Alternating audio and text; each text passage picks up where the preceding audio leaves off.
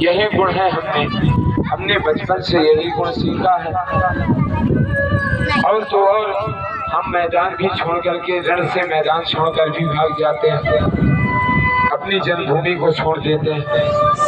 तो यदि कहो कि आपके माता पिता कौन है, तो आपकी माँ और आपके माता पिता से भी आपके अनुसार अपने आपसे विवाह भी नहीं किया, तो देवी तुम्हारे परिवार में शिशुपाल भी क्या कमी थी? खानदानी था, चेत देश का होने वाला राजा था। अपने राम को तो राजा भी बनना नहीं था, राजा तो हमेशा से उग्रसेन थे ही।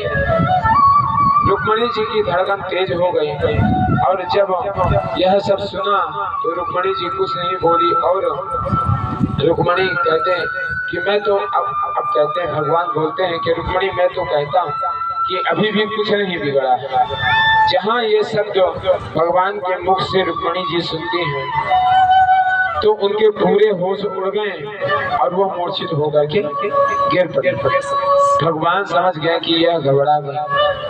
चतुर्भुज भगवान दौड़े और दो भुजाओं से रुक्मणी को थाम लिया। एक भुजा से पंखा हिलाने लगे और दूसरे भुजा से जल छिड़कने लगे। अब जब रुक्मणी को होश आया तब भगवान ने ठहाका मार करके कहा कि हे देवी, विवाह को इतने वर्ष बीत गए, 10 पुत्रों की माता जी बन गई और आज मैंने थोड़ा सा परिहास क्या कर दिया? छोटे मोटे परिहास की बातों को तुमने अपने दिल पे ले लिया, तुम इतनी घबरा गई।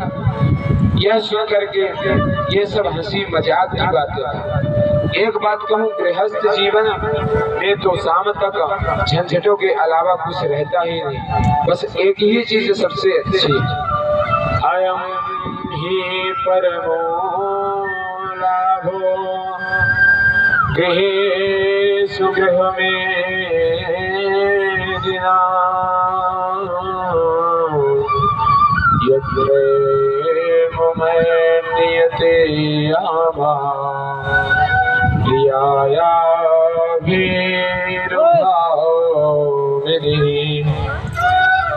भगवान कहते हैं कि अरे सुंदरी, गृहस्थ व्यक्ति प्रपंचों से पीड़ित होकर के, परेशान होकर के जब अपनी प्रिया के पास पहुंचता है तो हास परिहास मनोरंजन करके सारे प्रपंचों को भूल जाता है। इसलिए परिहास करना